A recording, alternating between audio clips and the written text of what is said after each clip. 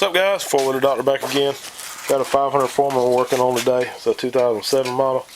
I'll end up probably having to split the case and tear the whole motor down on this one, but it's making some noise. Sounds like it's in the transmission. It's got a right good many miles on it, about close to 6,000. Motor runs good and everything, but in first gear it's making a little bit of a popping noise. I'll see if I can let you hear it. I got it jacked up on some jack stands now. See if I can get it to crank. It won't crank in gear, so.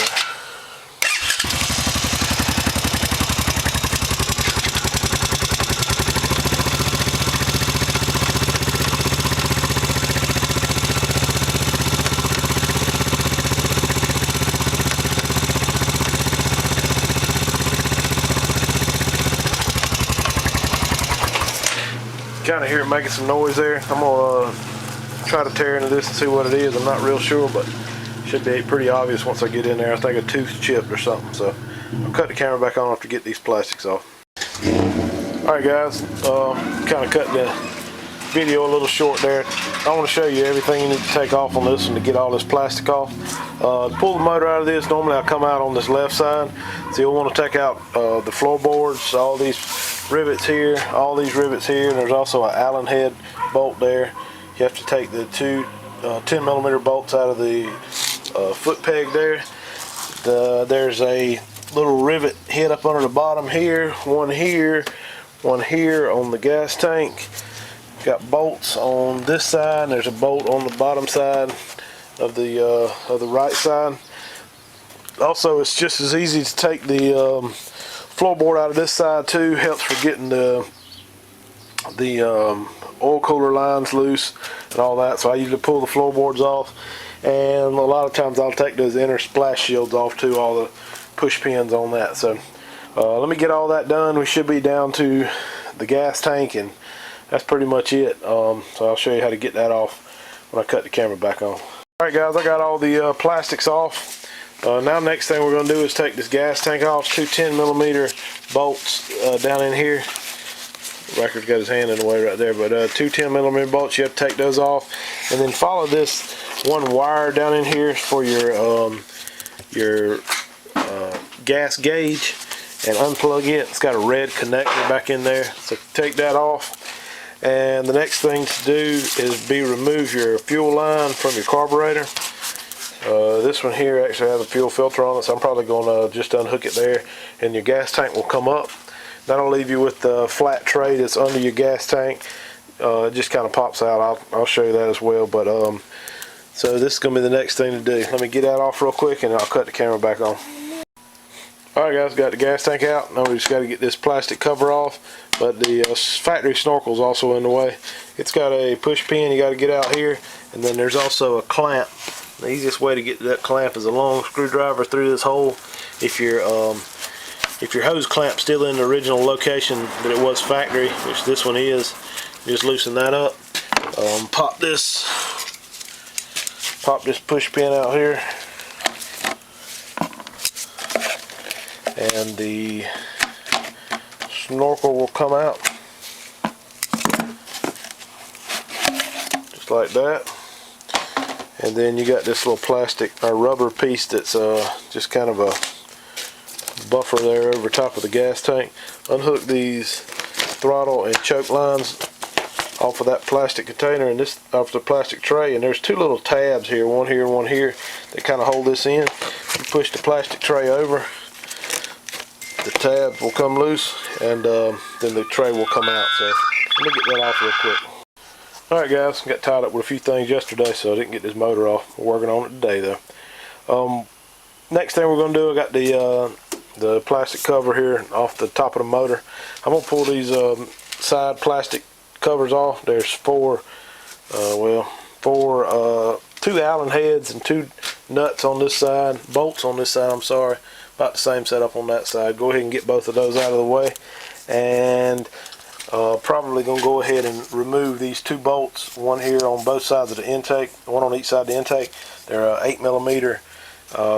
About the easiest thing to get this off with is a ratchet wrench. It's not the easiest thing to get a actual ratchet and a socket in there, so I just use an 8mm ratchet wrench to get it off. So I'm going to pull those side covers off, that off, and then we'll see what's next on the list. Alright guys, I got the carb boot loose. The next thing we're going to do is unbolt the power wire from the starter. It's right here, 10 millimeter. It's also a 10 millimeter here on a ground right at the mounting bolt for the starter. And you've got two oil lines here. You need to take both of those loose. That's 10 millimeters. And I'll probably cut the camera back on right before I unhook some of these electrical connectors. I'll go ahead and do them while I'm over here. And also while you're on this side, you can go ahead and pull these 12 millimeter exhaust manifold bolts off. Nuts, I'm sorry, off. And once I get all that done, I'll cut the camera back on for the next one. Alright guys, got the oil lines loose. Next thing you want to do is unhook this angle sensor. This is an electric shift model, so the angle sensor is on this plug. I actually already pulled it loose, but on the plug right there on top of the little shift motor. So just push the little tab down, pull it out. And the other item you need to unhook is the actual shift motor. It's a connector right here. Pull this zip tie thing here off and let that wire run free. I'm just going to try to leave all that stuff still intact while I pull the motor, and we'll just take that off once we get it out of the bike. Alright, so I got the exhaust loosed up here at the manifold. So the next thing I need to take off, this bike has a HMF exhaust, so I have to take this clamp off. On the factory one, it'll actually have two 12 millimeter bolts here. This one here is a 7/16 with the HMF exhaust pipe on there. So go ahead and take that off. I also need to take this crankcase vent hose loose because the motor will not come out of there where that thing's still hooked to the air box. So you just wiggle that off. And we got one ground wire up in here, right here. Need to take that off, and we'll have to jump to the other side and unhook those wires. So let me get this exhaust, the header off. You don't have to remove the whole tailpipe. Get that ground wire out, or ground bolt off, and then I'll jump to the other side and show you the wires we need to take loose. Alright guys, I got everything loose from the right side, or from the left side, I'm sorry, except for the motor mount. Also, I didn't include draining oil out of this thing. You want to do that or it'll make a mess everywhere.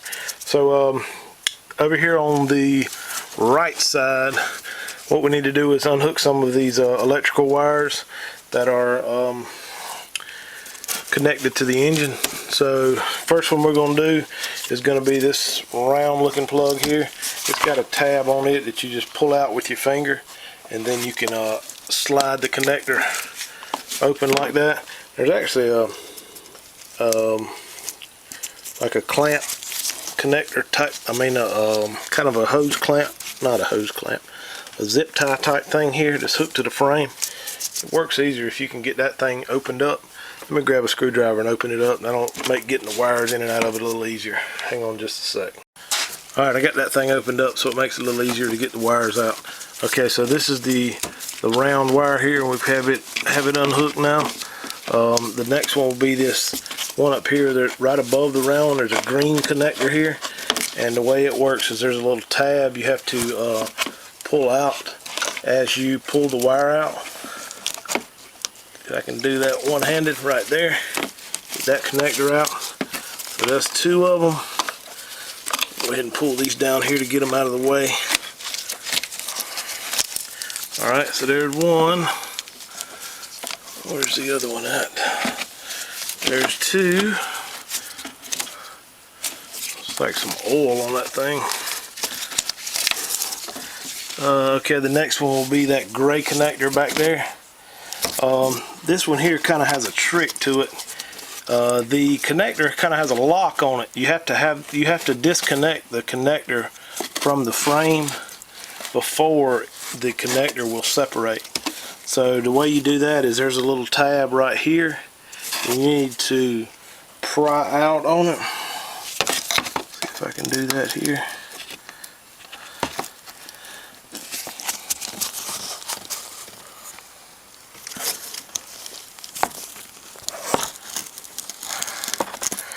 can't do it with one hand. So you pry out on this tab and slide down on this connector to get it to come off of that little tab in there.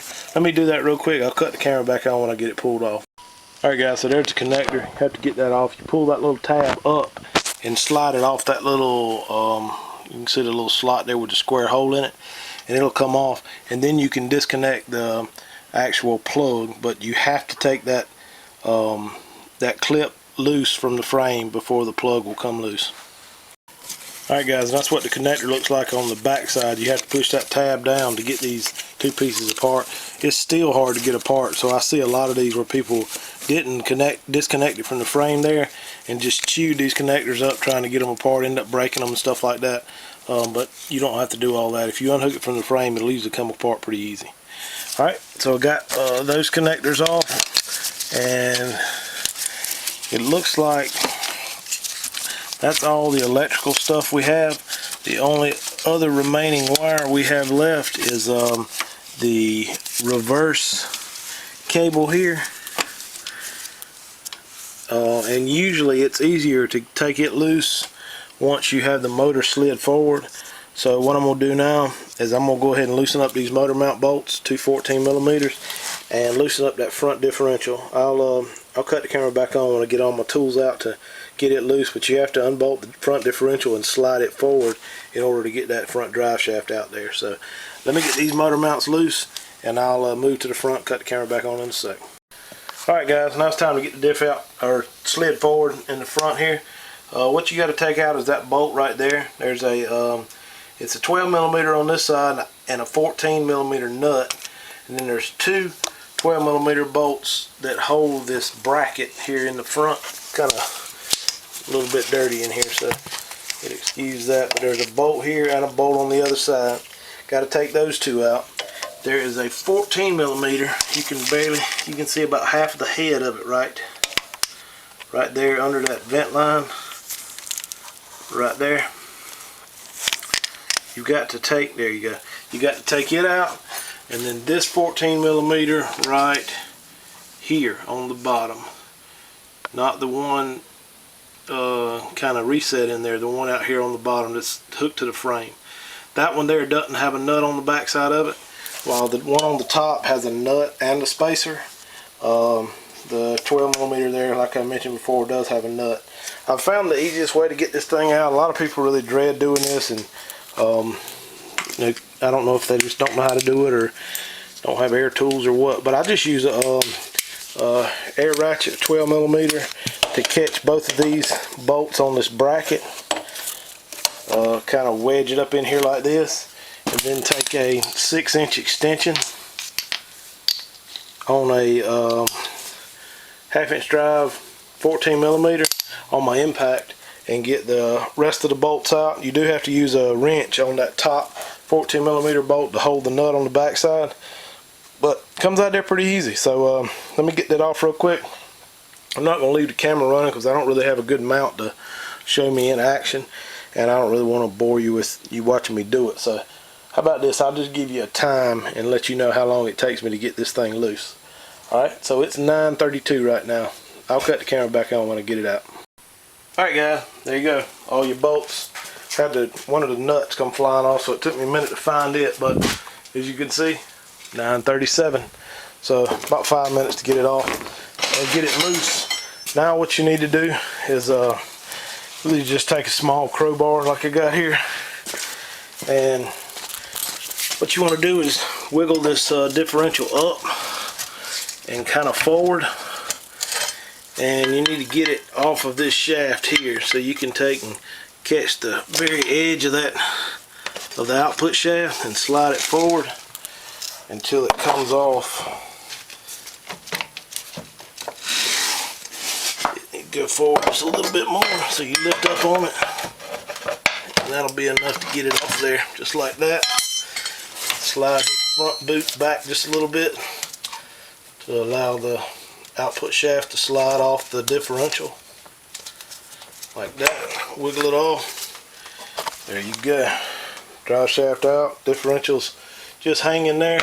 Don't have to worry about putting any bolts and anything in it right now. Even if you roll it around, it'll be okay. So now the next thing to do is I've already loosened this back boot up off that swing arm. So I'm going to take these two 12mm bolts out. It'll move this bracket and let this whole motor slide forward, and we can get that remaining reverse cable loose so we can get the motor on out. So let me get these loose. I'll probably go ahead and pull this motor mount out, pull the motor mount out the other side, and let this thing slide forward. Guys, I almost forgot one major item we got to take off here is this top motor mount. You can't get this thing to slide it one way or another with this motor mount still hooked up. So it's a 14mm bolt here, two 12mm bolts to go into the head. Loosen that up and it'll let the motor move around a whole lot. So let me get that out, and like I said, I'll get this motor mount loose over here and the bracket moved in front of it, and then slide the motor forward. Alright folks, got the motor mounts off. I do like to take these little washers off the end here because we'll end up losing them, putting them on the and just stick them on the motor mount bolts. Next thing you need to do is get this drive shaft to slide off this universal joint.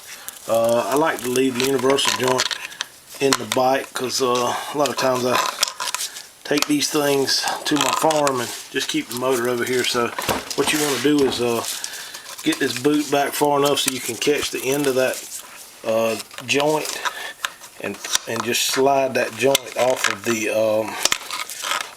the shaft, output shaft, just like that. And so that's loose. So now what we want to do is lean this motor forward so you can get to this. I might have to get to the other side so you can get to the reverse cable. Find a socket. It's a 10mm nut or bolt, I'm sorry, that holds it on. And this has actually got a guard under there too. Just be two 10mm bolts to hold that guard on. But you can see, it's gonna be hard to show me from here. I'm about to have to get under the bike. But so there's the cable. The end of that cable, there's a little arm. That's where we got to take the 10mm bolt off. But this little flat piece of metal here is a guard. It's got two 10mm bolts on it. You have to take those loose, or get those loose before you can get to that end of that cable. So let me see if I can prop this motor up a little bit with a crowbar and get those things loose. And that'll be the last thing we have to remove before the motor will come out. All right, cut the camera back on when I get set up, and I might show you what it looks like when I get a little better picture. All right guys, I got the motor twisted up in here a little bit now so you can get a little better shot of what we're trying to do here. This flat piece of metal here is what we're trying to take off. There's a bolt here, and then not that bolt, but the next one over there is what we're going to take off to get the guard out of the way, and then we'll remove the 10mm bolt on the little arm. About the easiest thing to use is a little short extension with a 10mm on it and the air ratchet. So let me get those two bolts off, and I'll cut the camera back on to show you the little reverse arm we've got to get off. Alright guys, there's a little arm you got to get off, two 10mm bolts in it, and that'll expose the reverse arm, which will be the next and final thing you have to take off. It's this arm. See the arm right there, right there, and then there's a 10mm bolt way up in there on it. So just take that out, and the cable will slide through this little slot, and I usually just keep the arm with the bolt, and that will be it. We'll be ready to move the motor out, and I'll take it out the other side. So I'll cut the camera back on when I get set up over on the other side.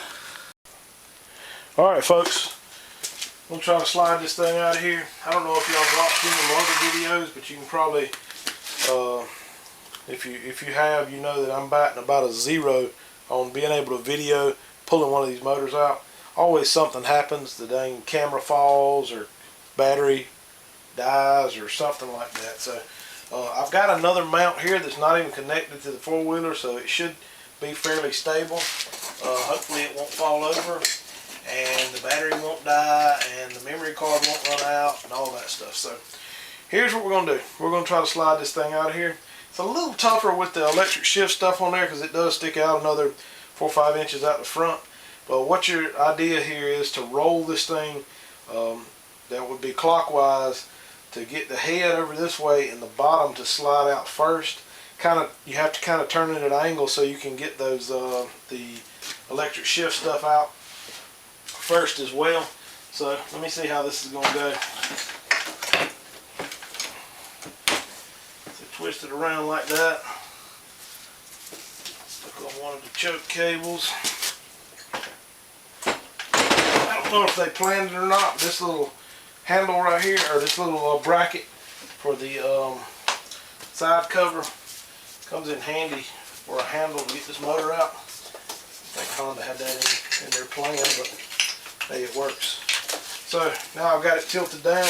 I just need to slide it on over.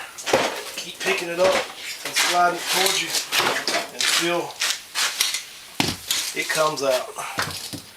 Just like that. Dropped a little oil on the floor, but that's minor.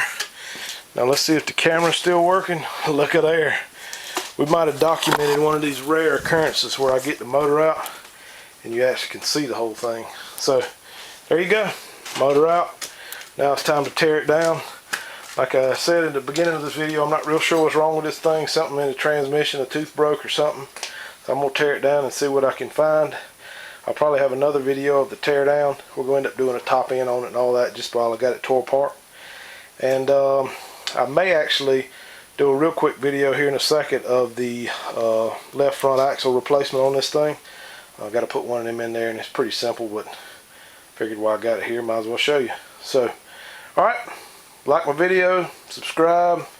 Thank you guys for watching. Like I say, stay tuned for the tear down and rebuild of this little 500 motor. This is a like I said, an older model 500 air-cooled. I do have a water-cooled bike coming in next that will, we're going to do a top end on it. Hopefully it'll be just a top end, but I'll also have a video of that too.